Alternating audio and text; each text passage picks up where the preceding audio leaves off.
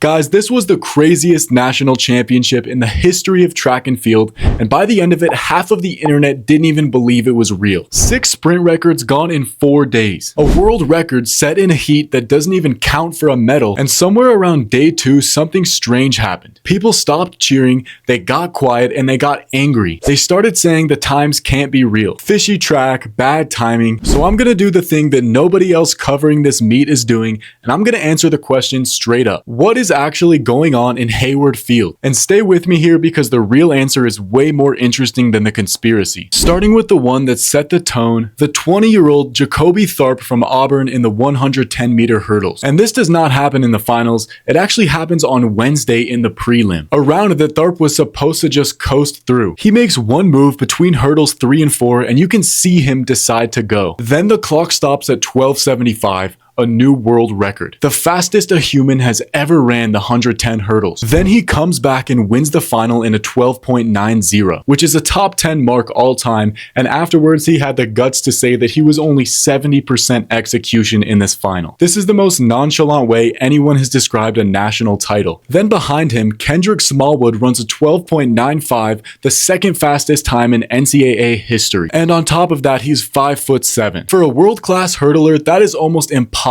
Those hurdles do not care how tall you are, and he cleared them faster than almost anyone else on the field. But guys, that was just the appetizer. Then we get Adaja Hodge out of Georgia, who is only 20 years old, when she steps into the women's 100-meter prelims, gets out really clean, and then shuts down before the line, but the clock still reads 10.63. That is the 5th fastest time any woman has run in history, and she did that in a qualifying round while shutting down in the last 10 meters. And then after that, because this sport has a sense of humor, she comes back into the finals and loses it. Shanessie Walker from Florida State just runs her down. But hold that thought real quick because Hodge is not done. In day 3, we had the men's 100-meter dash. Canyon Solo-Ajayi out of Auburn runs a 9.72. We have not seen a time that fast since Usain Bolt and Johan Blake were in their primes. Now, as you know, the wind was slightly illegal, coming in at plus 2.2 meters per second, so this record doesn't check off in the history books, but he still would have ran around a 9.73 if it was wind legal. That is insane. Now, this is not a kid that just got lucky, obviously. He made a world championship final just last year, and right now he's a pro that just hasn't graduated college yet. If seeing a 9.72 wasn't crazy enough, we see Samuel Ogazi from Alabama run the 4th fastest 400-meter time in history. This kid is 20 years old and he ran a 43.37. He did not just break the old college world record, he destroyed it. And this kid is only 20 years old. Then 30 minutes after that, we get to the 200. LSU's Jaden Reed comes off the bend and runs a 19.63. And he takes down Walter Dick's record that stood since 2007. And here is the detail that broke the entire internet. Reed had never broken 20 seconds before that day. Never. Then we go back to Hodge for the 200-meter final. Remember, she was the one that broke the 100-meter NCAA record and then lost in the finals. And she would go on to redeem herself by running another collegiate record in the 200-meter dash, running a 21.68 and erasing the previous record set in 2022. This race was a top 8 race all time, and it came just 2 days after losing the biggest race of her life. Usually when records fall, we celebrate and we cheer for all the athletes that achieved such great things, but after the 3rd or 4th record, the sentiment completely changed. People went from "this is amazing" to "this is suspicious"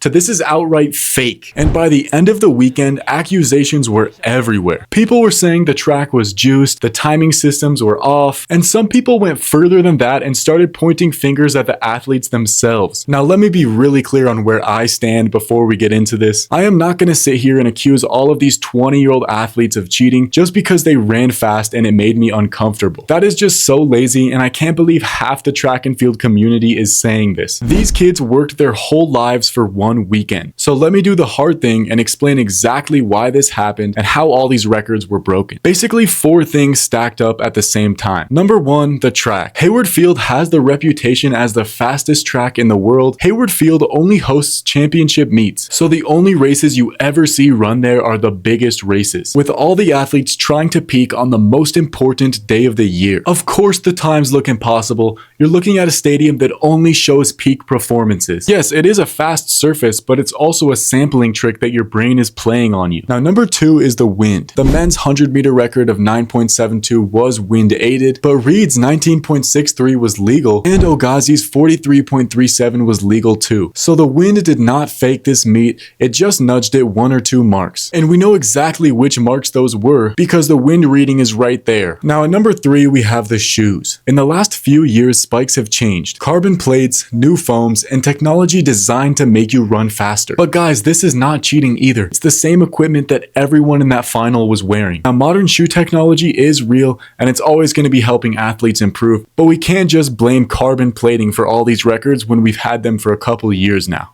Now number 4, the training has changed and the coaches are smarter. This generation trained smarter than anyone before it. We have more training data than we've ever had in history. The fastest athletes in the world are not just more talented, they are way better prepared on purpose. Modern training cycles did not exist when the people they beat were in college. So if you stack those 4, a fast surface, a couple of fast wins, better equipment, and better coaching, you do not need a conspiracy, you need a calculator. And in the future, I don't see any of these athletes running nearly as fast as they did this weekend. They were preparing for an entire year to peak at this one specific date, and that date just happened. It's probably going to be another few years before we see these athletes run faster. And if they don't run faster in the meantime, then that does not mean they were frauds or these records are fake. Thank you guys for watching this video. Make sure you like and subscribe because we're making track and field the biggest sport on the earth. Click the link here to join my school community. It's completely free, and it comes with a training plan and a diet plan as well. And click the link here to check out my supplement company, RMS Nutrition, the first and only supplement company specifically made for you as a track athlete. Also, we got a new recording setup, pretty good. I'll hit some bench for you guys. Just 1 rep real quick for my real viewers that are still watching. Easy. Hope you guys like the new setup. More videos coming soon. Gonna start getting more consistent. Peace.